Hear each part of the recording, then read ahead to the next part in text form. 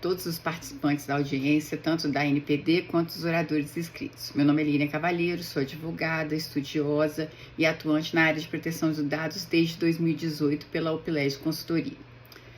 É uma grande satisfação estar aqui hoje como oradora e trazer minhas sugestões para aprimorar o dispositivo legal relacionado à divulgação de informações sobre incidentes de segurança com dados pessoais. Antes de apresentar minhas propostas, é fundamental ressaltar a necessidade da clareza e objetividade na aplicação das normas. Para garantir isso, sugiro em cada regulamentação seja incluído um glossário contendo os significados dos termos utilizados. Dessa forma, evitaremos qualquer subjetividade na interpretação e aplicação das normas. E isso já vem acontecendo nas outras regulamentações. Então, é sempre importante que a gente fuja um pouco dos termos que são subjetivos, né? E tentar objetivar o máximo possível essa aplicação da norma. Passando às sugestões, gostaria de destacar alguns pontos fundamentais. Inicialmente, no artigo 3º, parágrafo 1º, que trata da ampla divulgação, é importante considerar a adoção de uma abordagem gradativa, levando em conta o tamanho e o porte da empresa. Eu sei que a NPD teve todo um cuidado já de fazer o tratamento só para os pequenos portes, mas nesse caso, realmente, nós precisamos deixar isso muito claro. Compreendendo que empresas de diferentes tamanhos exigem soluções de comunicações adaptadas às suas realidades. Portanto, sugiro que seja estabelecida uma escala clara de divulgação de incidentes, levando em consideração o porte da empresa envolvida, combinado claramente com a quantidade de dados vazados.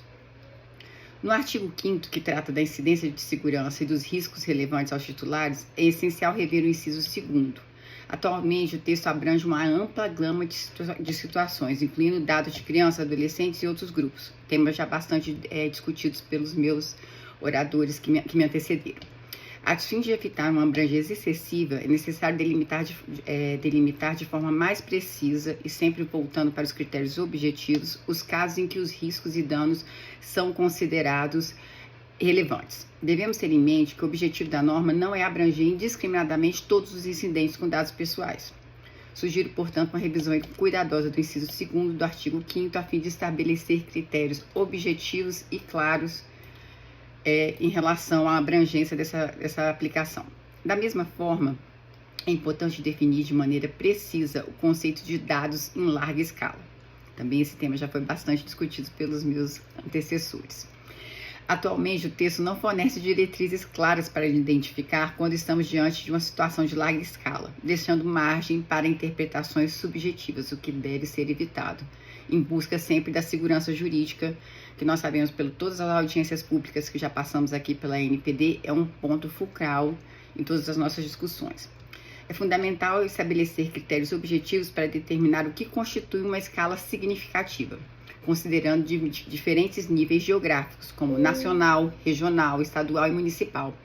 Lembrando que, na verdade, o Brasil é um continente, praticamente. Então, nós não podemos usar o mesmo que é usado em países pequenos no nosso país para definir o que é larga escala. Dessa forma, evitaremos a aplicação indiscriminada da definição de larga escala a qualquer vazamento de dados. Portanto, proponho uma definição mais precisa e objetiva do termo dados em larga escala no inciso 2º do artigo 5º. Em relação ao prazo de comunicação dos incidentes de segurança, estabelecido no artigo 6º, acredito que 3 dias úteis não são suficientes. Inclusive, o professor que me antecedeu deixou isso muito claro. Nós estamos usando 48 para informar do operador para o controlador. Como que nós vamos fazer em 3 dias úteis do controlador para a NPD e para os titulares? Considerando a complexidade dos procedimentos necessários para a coleta e comunicação adequada dos dados, sugiro que o prazo seja estendido, como também foi sugerido anteriormente, para 7 dias úteis, a fim de permitir uma resposta mais adequada e eficiente por parte das empresas. Da mesma forma, no artigo 9º, que trata da comunicação aos titulares, também é recomendável estender o prazo para 7 dias úteis, considerando da mesma forma do artigo anterior. Essa comunicação também precisa ter os critérios e nós não temos como fazê-la toda no mesmo período, tendo em vista que a gente já tem essa adaptação da comunicação do operador para o controlador. Por fim, nos casos em que há instauração de um processo administrativo sancionador, conforme previsto no artigo 23 e 24, torna-se necessário e fundamental que sejam atendidos os princípios do devido processo legal para garantir a ampla defesa das empresas envolvidas. É necessário que a norma defina de forma clara e inequívoca como será conduzido esse processo administrativo, assegurando que as empresas tenham a oportunidade adequada de se defender.